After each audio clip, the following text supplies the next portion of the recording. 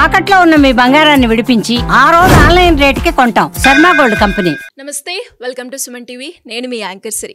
ప్రేక్షకులందరికీ కూడా విశ్వావాసు నామ సంవత్సర ఉగాది శుభాకాంక్షలు. మరి ఈ నూతన సంవత్సరంలో ద్వాదశ రాశుల వారికి ఎలా ఉండబోతుందో దీని గురించి ఇన్ డీటెయిల్గా మనతో షేర్ చేసుకోవడానికి వేదిక్ ఆస్ట్రాలజర్ ఉమా గారు ఉన్నారు. వారిని అడిగి తెలుసుకుందాం. నమస్కారం సార్. నమస్తే అమ్మా. విశ్వావాసు నామ సంవత్సరంలో తులారాశి వారికి విద్యాపరంగా, ఆరోగ్యపరంగా, సంతానపరంగా ఎలా ఉండబోతుంది? వారు ఎలాంటి పరిహారాలు చేసుకోవాలి గురుగారు? తప్పకుండా అమ్మా. ముందుగా అందరికీ నూతన సంవత్సర ఉగాది ఏదైతే విశ్వావసు నామ సంవత్సర శుభాకాంక్షలు. అయితే మనం మాట్లాడుకునేటువంటి తులారాశి వాళ్ళకి ముఖ్యంగా ఆదాయము 11, వ్యయము 5, రాజపూజ్యము 2, అవమానము 2గా గోచరిస్తున్నాయి. కాస్త శుభ ఫలితాలని చెప్పచ్చు. తులారాశి వాళ్ళకి మంచి పరిణామాలు కనబడుతున్నాయి. మనం గ్రహ సంచారం ద్వారా కొంచెం డీటెయిల్గా మాట్లాడుకుంటే తులారాశి వాళ్ళకి మేజర్గా షష్టగ్రహ కూటమి ఒక మంచి ఫలితాలని, శుభ ఫలితాలని, మంచి రాజయోగాన్ని ఇవ్వబోతోంది అని చెప్పచ్చు. బికాజ్ ఎందుకంటే 6th హౌస్లో ఎప్పుడైతే 6 గ్రహాలు కలుస్తున్నాయో వాటి యొక్క ప్రభావం వల్ల ఇప్పటిదాకా ఉన్నటువంటి అప్పులన్నీ తీరేటువంటి అవకాశాలు ఉంటుంది. ఇప్పటిదాకా ఉన్న ఆరోగ్య సమస్యలు తగ్గే అవకాశం ఉంటుంది. శత్రువుల మీద ఆధిక్యత చూపించే అవకాశం ఉంటుంది. తర్వాత చెప్పాలని పేరు ప్రఖ్యాతులు సంపాదించే అవకాశం కనబడుతుంది. దీన్ని దాటిన తర్వాత ఏదైతే మార్చి 30వ తారీఖు దగ్గర నుంచి వీళ్ళకి శని 5th హౌస్ నుంచి 6th హౌస్లోకి వెళ్ళబోతున్నాడు. శని 6th హౌస్లోకి వెళ్తున్నాడు, శని యోగిస్తున్నాడు అని అంటే ఇండిపెండెంట్గా, ఇండివిజువల్గా వీళ్ళ కెపాసిటీ, వీళ్ళ క్యాపబిలిటీ బయటకు వచ్చి వీళ్ళ సత్తా ఏమిటో ప్రపంచానికి చూపించేటువంటి రోజులు రాబోతున్నాయి అని చెప్పొచ్చు.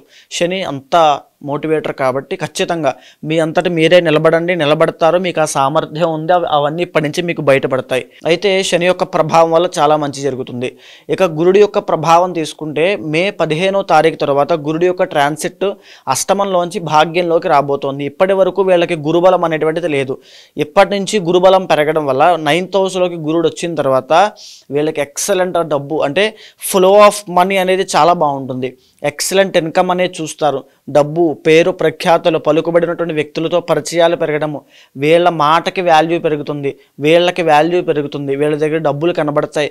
కాస్త ఇన్వెస్ట్మెంట్స్ చేసుకుంటారు, ఆస్తులు కొంటారు, నూతన వాహన, వస్త్ర, ద్రవ్య లాభాలన్నీ కనబడతాయి, సువర్ణ లాభాలు కూడా కనబడతాయి. అంతటి అద్భుతమైనటువంటి రోజులు మీకు రాబోతున్నాయి.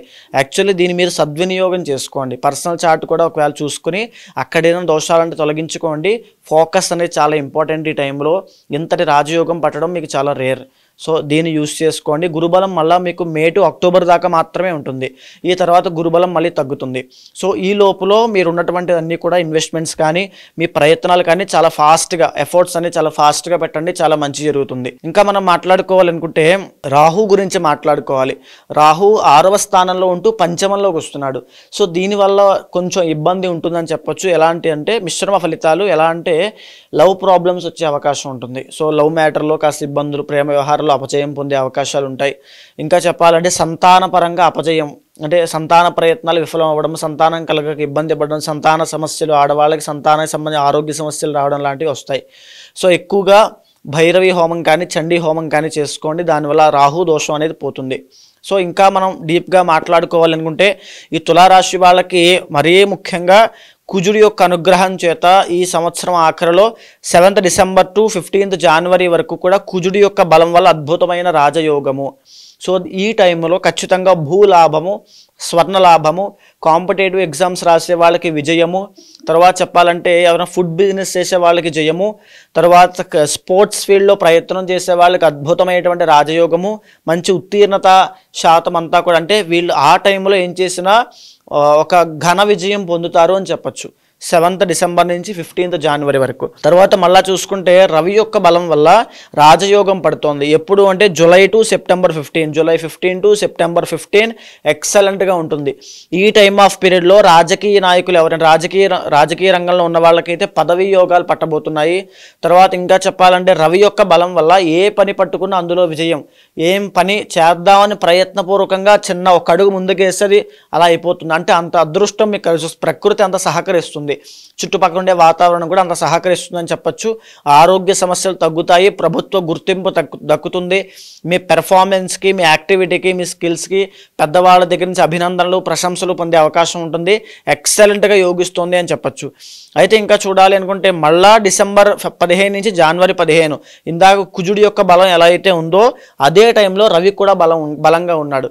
సో డిసెంబర్ అండ్ జనవరి ఈ 2 మాసాలు కూడా మీకు అద్భుతమైన రాజయోగము. తులారాశి వాళ్ళకి డిసెంబర్ జనవరి తిరుగులేదని చెప్పచ్చు. మీ పర్సనల్ జాతకంలో కనుక ఏదైనా దోషాలు ఉంటే ఏమీ చేయలేము, కాస్త మీరు పరిహారములు ఆచరించుకోండి. ఎందుకంటే ఈ టైం అనేది చాలా వాల్యుబుల్ టైం.